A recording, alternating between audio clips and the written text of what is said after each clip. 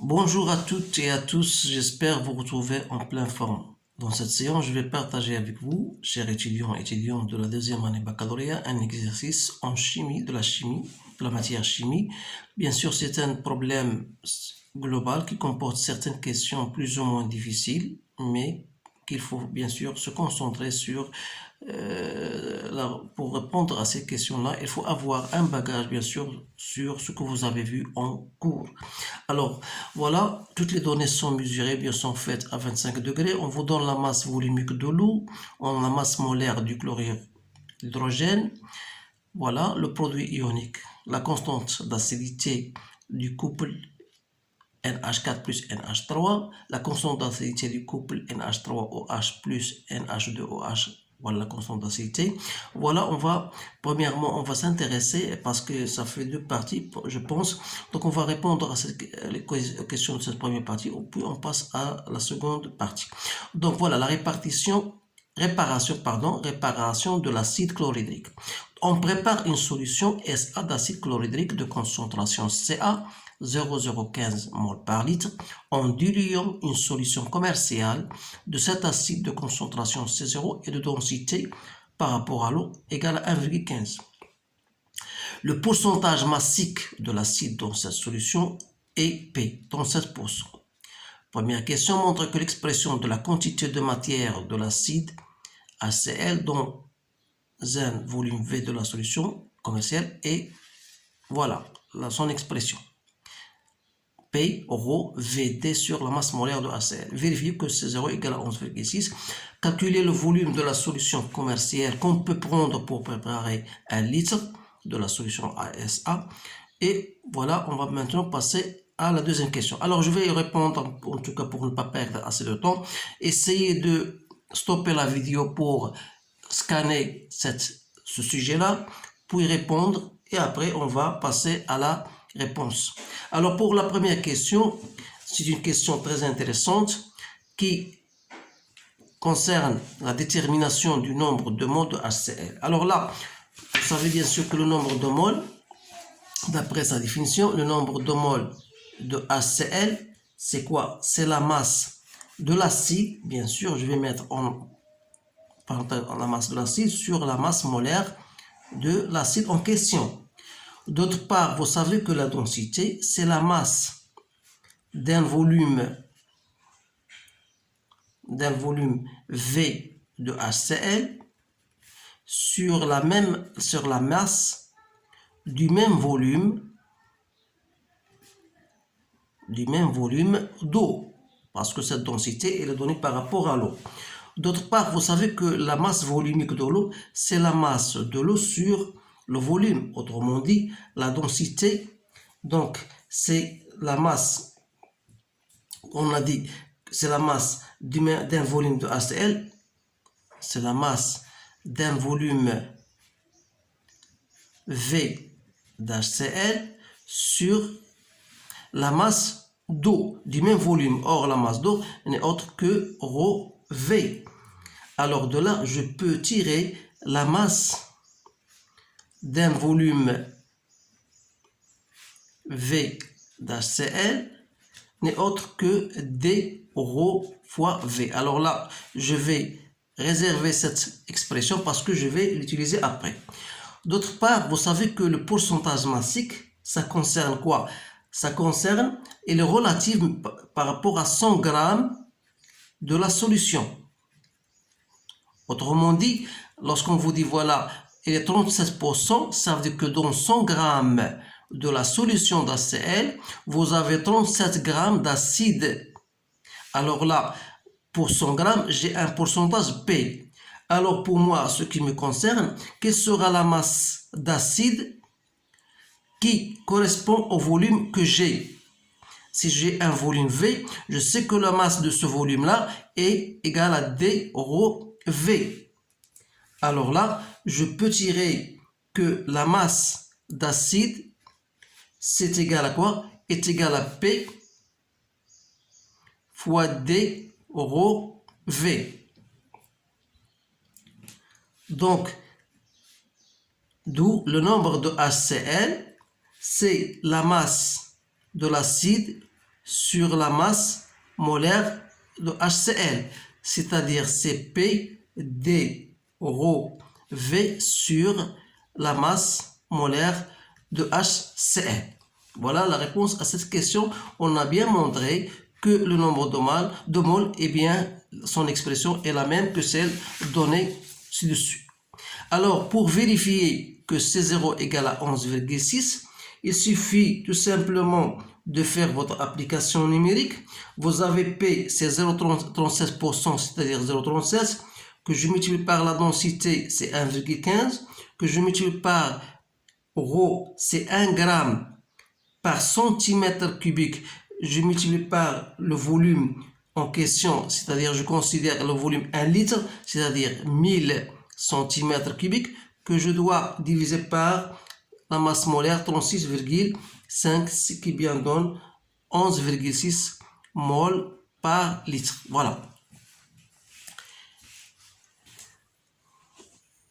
Calculer le volume de la solution commerciale qu'on peut prendre pour préparer 1 litre de la solution SA. Donc, quel sera le volume qu'on doit prendre? Alors là, il faut bien comprendre d'abord cette question, c'est-à-dire vous avez une solution S0 de concentration C0 et V0. Alors, je voudrais prendre un certain volume V0 de cette solution-là, et pour aboutir à une solution S, bien S, de concentration Ca et dont le volume V égale à 1 litre. Donc, je veux préparer 1 litre. Alors, vous savez que lorsqu'on va prendre un volume auquel on va ajouter de l'acide, de l'eau distillée, c'est-à-dire que la quantité de matière se trouvant dans cette solution restera toujours la même quantité de matière se trouvant dans la solution S. Autrement dit, c'est-à-dire que C0, V0 égale à CaV. Donc, le volume que je dois prendre n'est autre que CaV sur C0. Donc, vous essayez de faire votre calcul. Donc, c'est 0,015 que je dois multiplier par V divisé par 11,6. Ça me donne 1,3. Donc, si vous voulez en litres, je transforme en millilitres. Donc, c'est 1,3 millilitres. Maintenant, on a terminé la première question. Maintenant, je vais passer à l'étude de quelques propriétés de la base dissoute dans l'eau. Donc, vous avez une base, on considère une solution aqueuse de la base B, de la concentration C, et on note la constante d'acidité du couple, voilà Ka, et le taux d'avancement final de la réaction, et pour montrer que Ka égale à cette expression-là. Alors là, pour répondre à cette question, il faut d'abord écrire la réaction, l'équation ou bien la réaction de la dissolution d'une base dans l'eau, à savoir que B plus H2O, ça va vous donner la base conjuguée, c'est-à-dire BH plus H au moins. Alors, donc, la constante d'acidité, comme vous le savez, c'est toujours la concentration de H3+, ou la concentration de la base sur la concentration de l'acide. D'autre part, vous savez, si je voudrais mettre, bien sûr, d'après le tableau d'avancement, c'est-à-dire si je vais le reprendre ici, donc pour bien comprendre, donc si à partir d'une concentration CV nombre de moles, donc j'aurai ici CV moins X, si j'aurai X, ici j'aurai X. Alors c'est-à-dire que la concentration de la base, c'est quoi? C'est CV moins X sur V, c'est-à-dire c'est C moins X sur V. X sur V n'est autre que la concentration de H au moins.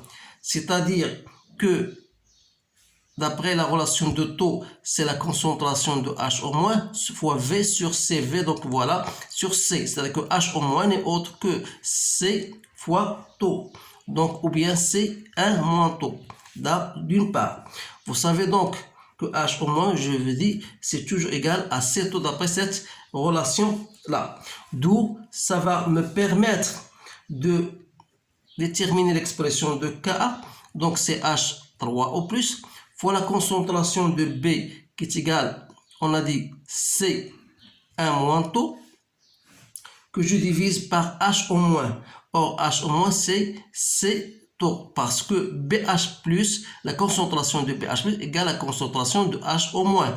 Donc voilà, je simplifie donc par, donc ça me reste H3 au plus 1 moins taux sur taux. Sachant que H3 plus c'est KE sur H3 au plus. Donc, je dois mettre, voilà, H3 plus c'est KE sur H au moins, si vous voulez. Voilà. Il reste un moins taux. Donc, c'est toujours KE, un moins taux. H au moins, on a dit, c'est déjà, c'est C fois taux. Donc, ici, on aura KE fois un moins taux sur, on a dit H3 plus un moins taux sur taux. Donc c'est KE fois un moins taux sur H au moins fois taux. C'est-à-dire, vous aurez ici C taux au carré.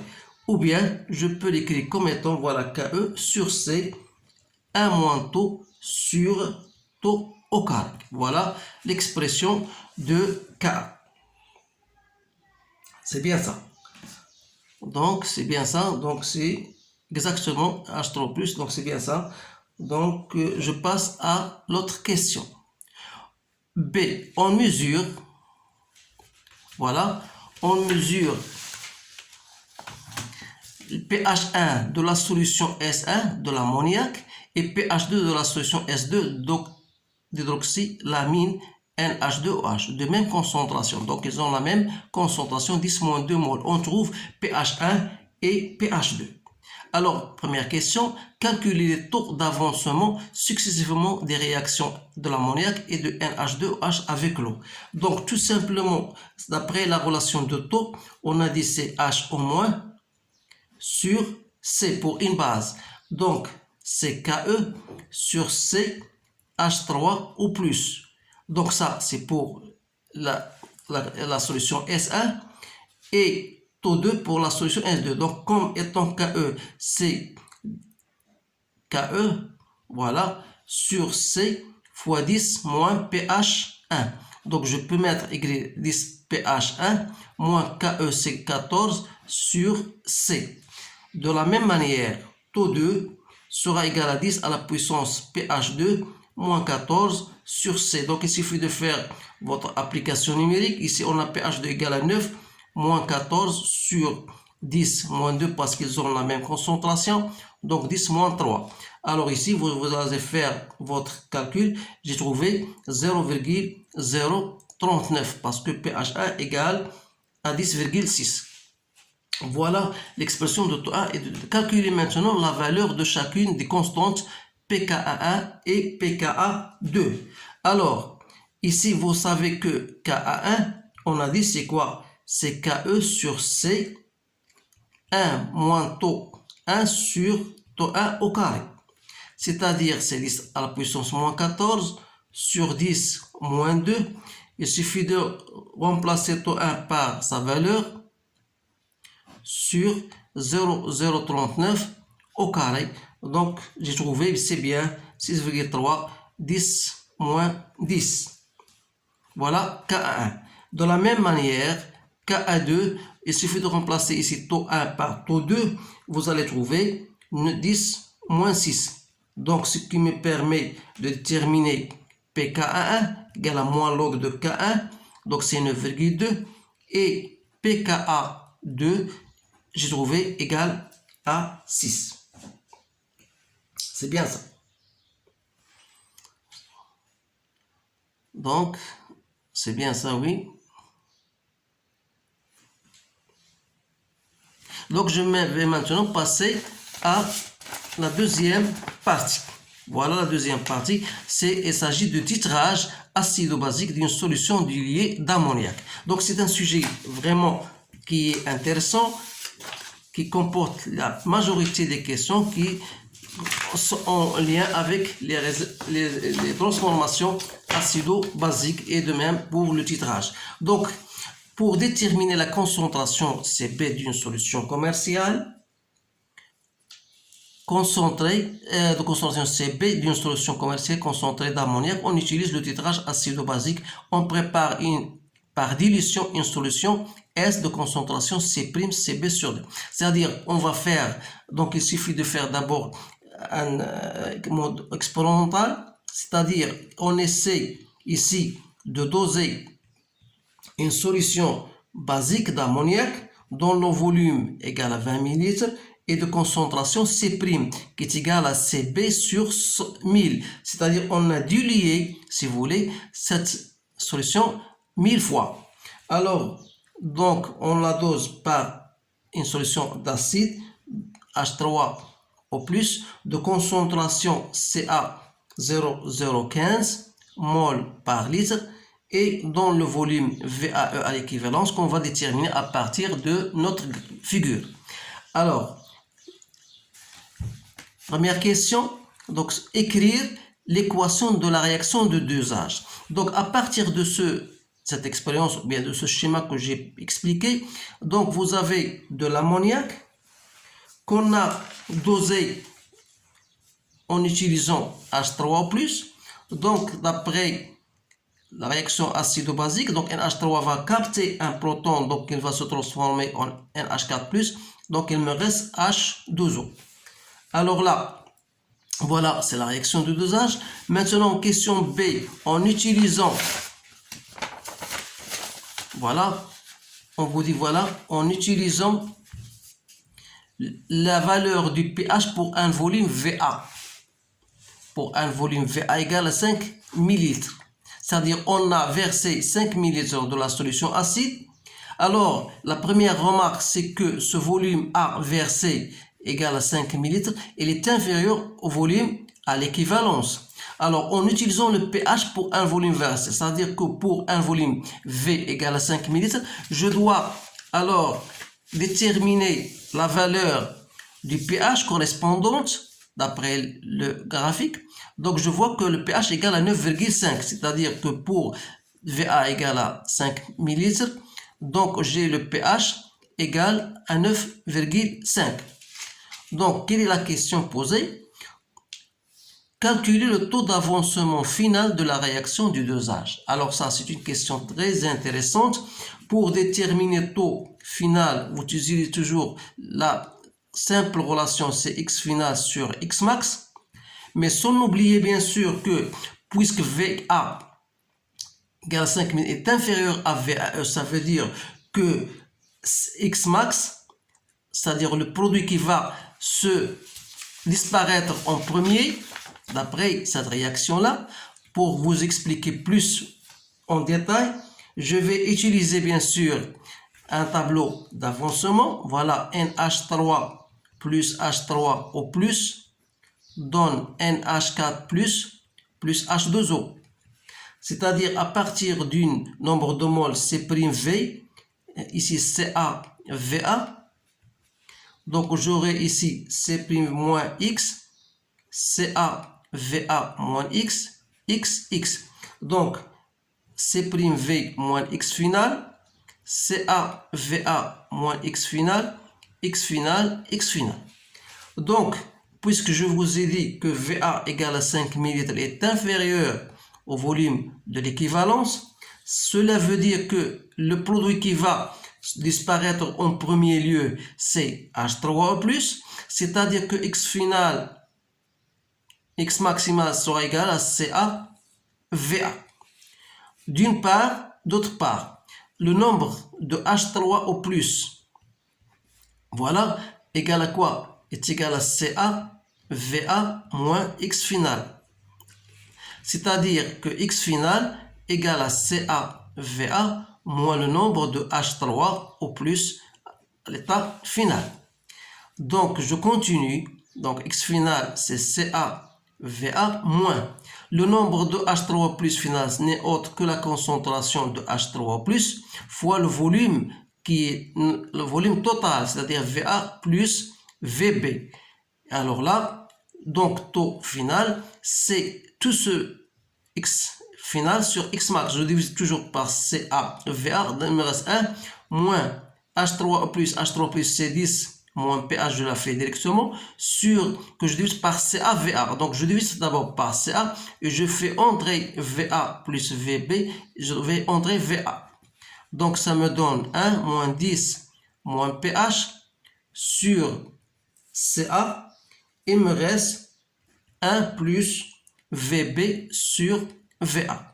Donc, il suffit de faire votre application numérique, c'est-à-dire 1 moins 10 moins 9,5 sur 0,015, 1 plus 20 sur 5. Je trouve c'est 0,999, donc c'est à peu près 1. Ça veut dire que la réaction du dosage est complète ou bien est totale. Voilà la réponse à cette question.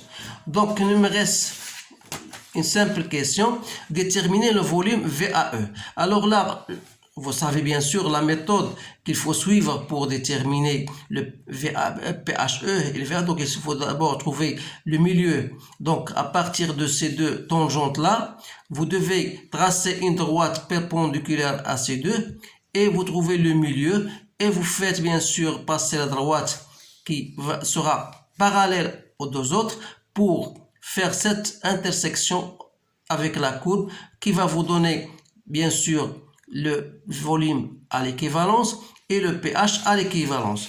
Donc je trouve que le volume VAE c'est 14,4 ml et le pHE c'est à peu près 5,8.